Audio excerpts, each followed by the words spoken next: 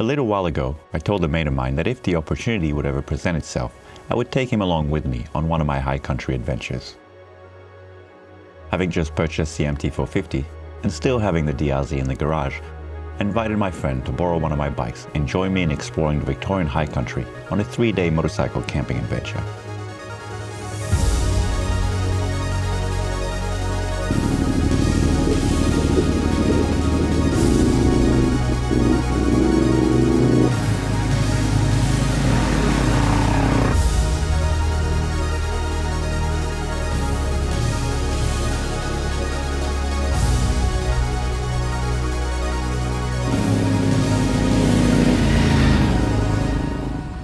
With a 1,000-kilometer braking period complete and the first service done a few days ago, this is my first adventure on the MT, and the first time I take it off-road. So far, I've really gelled and connected with this motorcycle, more so with this one than any other I've owned throughout the years. My mate Taz accepted my offer and is joining me on this trip.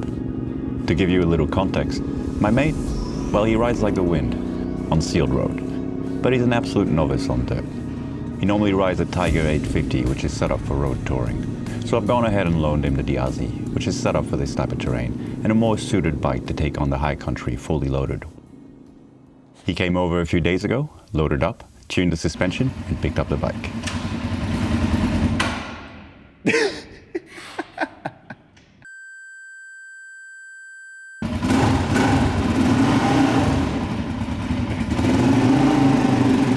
Well, that's promising.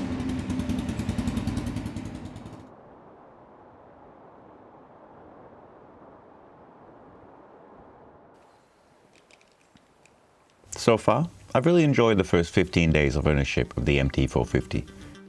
But before we get too far into this story, let me take you back about 12 days and show you what's been done to the bike to get our adventure ready. Between waiting on parts and doing the 1,000-kilometer braking, it took me just over a week to get everything sorted. Firstly, I removed the rear rack, mainly for aesthetics, and honestly, I wouldn't want to carry weight that far back anyways. I installed the CFmoto rally seat. Replaced the handlebars with a set of Pro Taper. I went with a Contour CR mid-bend. I've used that bend on most of my off-road bikes in the last few years.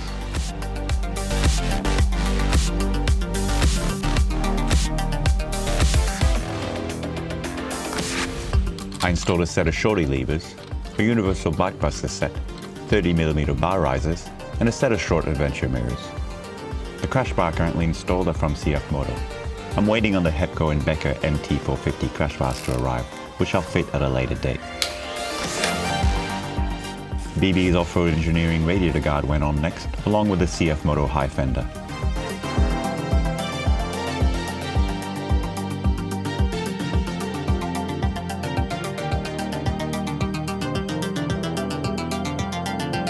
I replaced the stock exhaust to shed a bit of weight.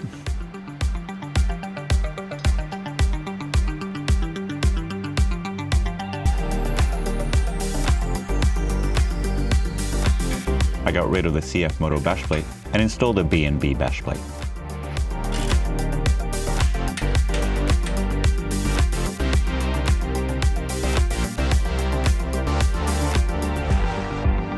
And to complete the looks I wanted, I fitted a tail tidy from BB Off-Road Engineering.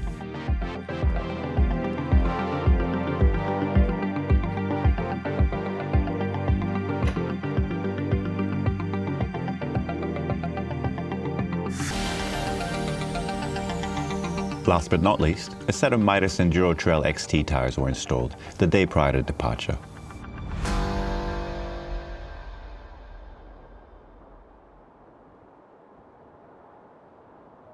The plan for today was fairly simple. Meet up in Hillsville in the early morning. We'd then set our sight on Marysville State Forest and Lake Eildon National Park, where Taz would get his first taste of dirt with a fully loaded bike. Hopefully, this will give him a chance to acclimatize for a day, before pushing on further into the high country towards Mount Buller and Mount Sterling tomorrow. This trip would roughly cover about 800 kilometers, with over 500 kilometers of these being dirt tracks and gravel roads.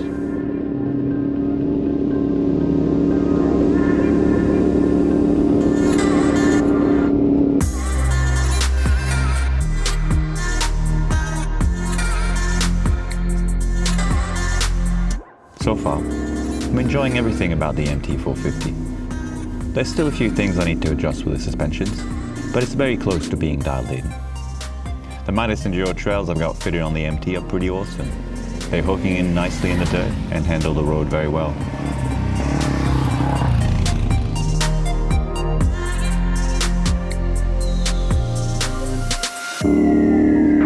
The area recently received a whole lot of rain, and although the tracks were fairly wet this morning, they've been drying out nicely as the day progresses. And apart from a few sleek and mud patches, it's been a fairly cruisy ride.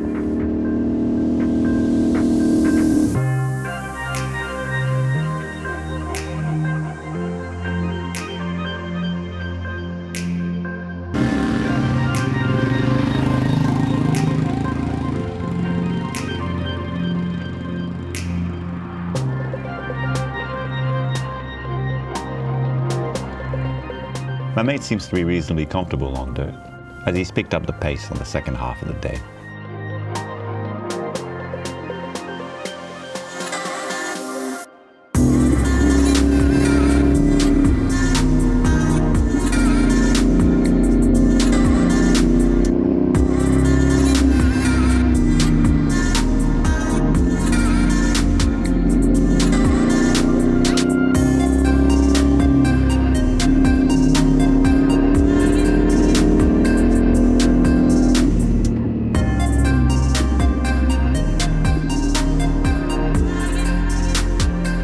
After riding the length of Big River Road, we cut through a few of the tracks and made our way down to Lake Eildon National Park to find a place to camp for the night.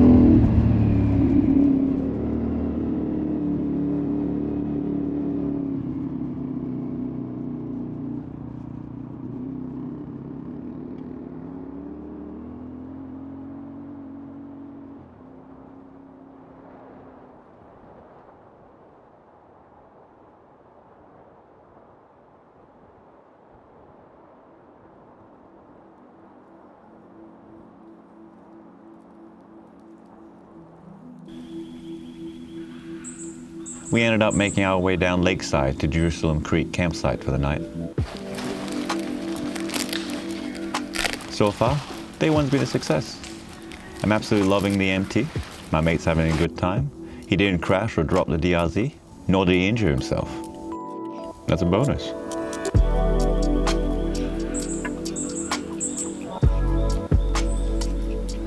I was really fortunate to renew some brand deals and sign a few new deals at the start of the month. So for the next 12 months, I'll be riding with Next Helmet, Juristan, Hepco and Becker, Motorcycle Adventure Products, BB Off-Road Engineering, and Adventure Rally X. I've got a few new pieces of kit I'm testing out on this trip. So far, everything's going well.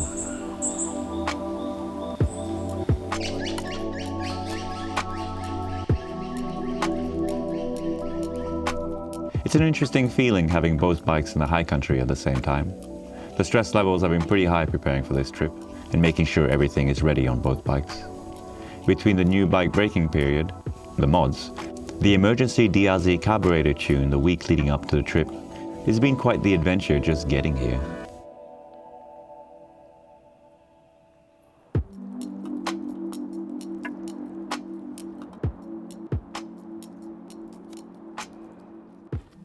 I've known Taz for about 20 years. We've been riding motorcycles together for just about that long. It's good to catch up with an old mate and share the adventure.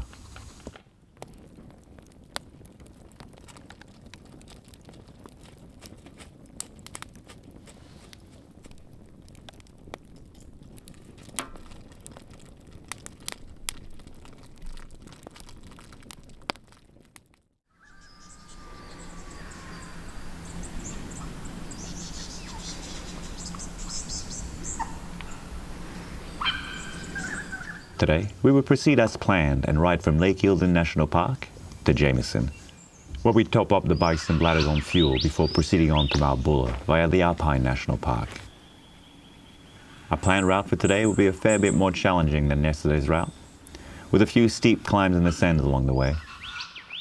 I'd, however, withhold that information for Taz until we get there. I'd rather he focuses on the dirt ahead instead of stressing about terrain coming up later in the day. His confidence is steadily climbing on dirt, and I need it to be at its peak by the time we hit Hawker Hill Track.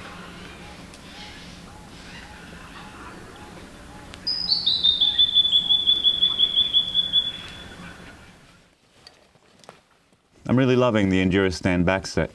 On this trip, I'm running the Blizzard 2 25-litre rackless side bags, a 20-litre Tornado 2 tail bag, and a 6.5-litre base pack. The whole system works really nicely together and is very stable on the bike. I've got 2 of these 6.5-litre base packs, which I eventually want to install on the side crash bars of the bike. Just didn't have the time before we left.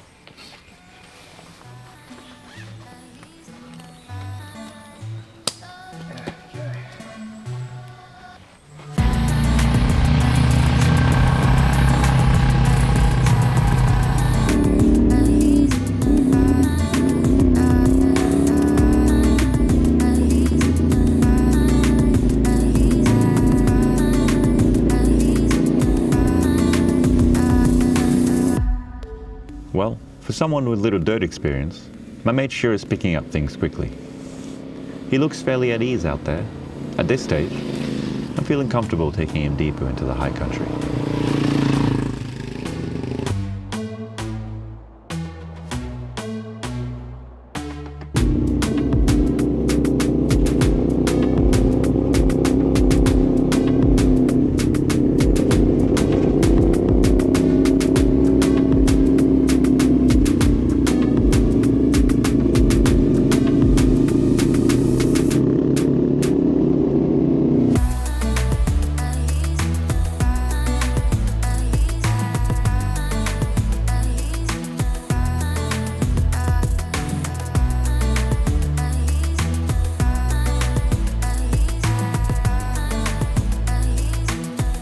Our first challenging bit is a Hawker Hill Track descent.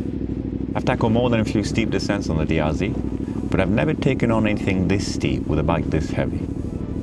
I really don't feel like dropping it today, so the stress levels are fairly high. Fuck, traction control, god damn it. Forgetting to turn off the traction control after restarting the bike has been a growing trend on this trip.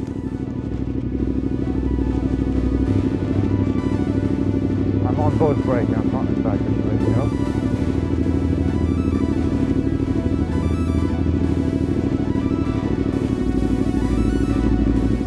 Easy, first section, super easy.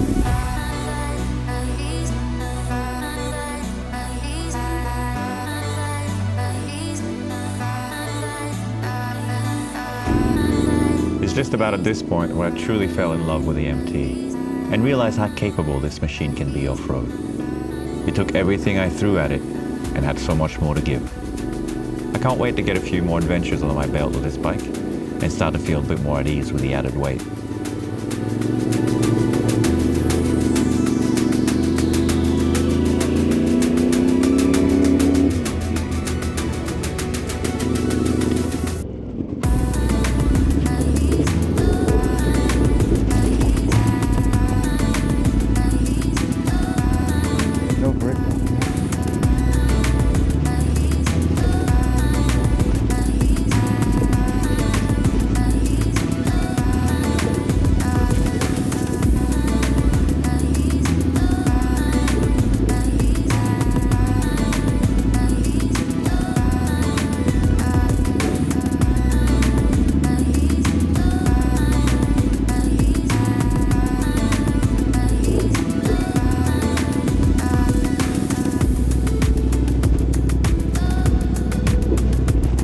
Like a roller coaster.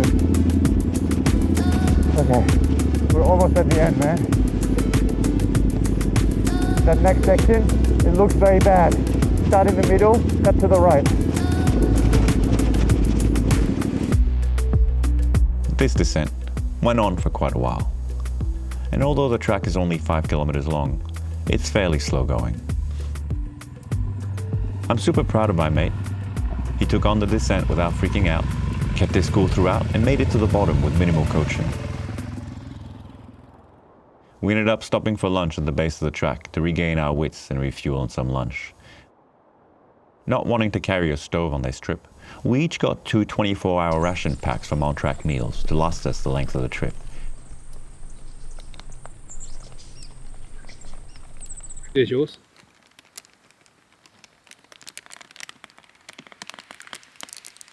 So cool. I think we go this way. There's only one way, man. No, because you can go left or right. Really? Up there. Oh.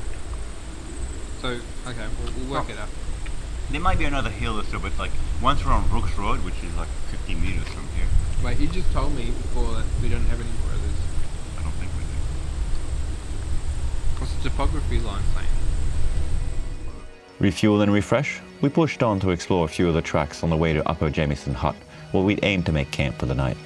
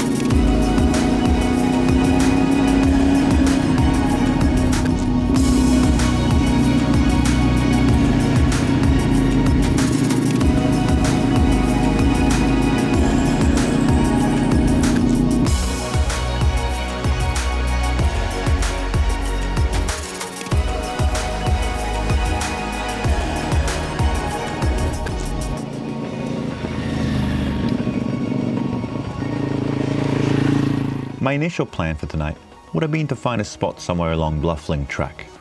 But we'd run into a local late in the day who advised us to check out Upper Jamieson Hut and cool off by the river, which ended up being a great idea.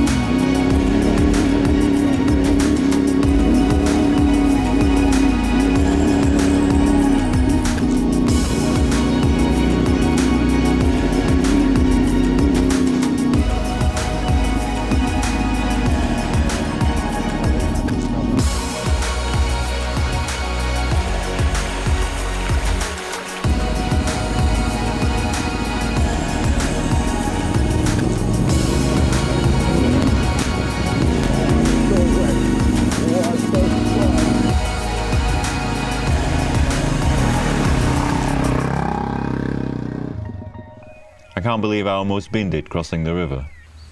It's my first time coming here. There's so many awesome huts in the high country, and this is definitely one of the nicer ones. After 2 days riding in dusty conditions, It's nice to end up in a place like this, where we can relax and refresh before our final riding day tomorrow. Another high country hut ticked off the list. There's so many more I want to explore and visit. I'll hopefully get another high country trip before the tracks close for the winter.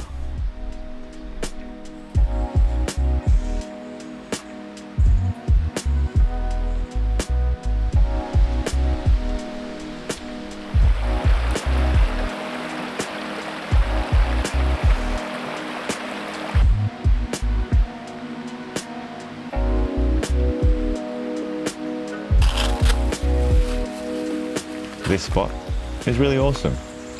It's currently the tail end of Labor Day public holiday, so we're really lucky that we have the place almost to ourselves. For the rest of the afternoon, we checked over the bikes and chilled out by the fire before calling it a night. It's been a long few days on the bikes, and we're both starting to feel it.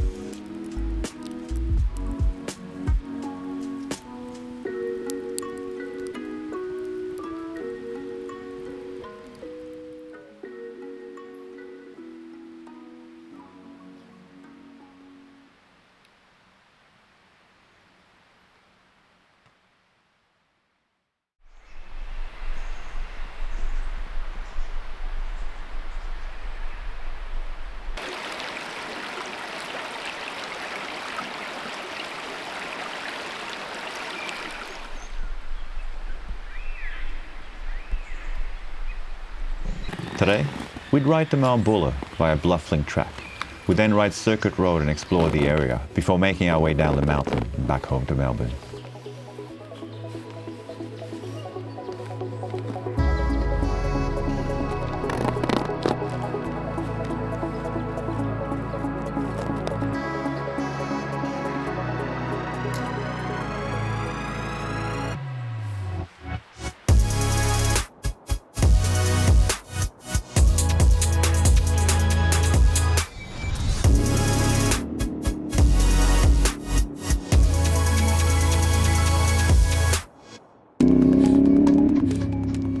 I'm pretty stoked about how everything turned out with this trip. With a new bike, new gear, my mate on my DRZ, there was a lot riding on this one. I'm really proud of my mate. He handled himself really well, and probably could have taken on a few more tougher tracks throughout the trip.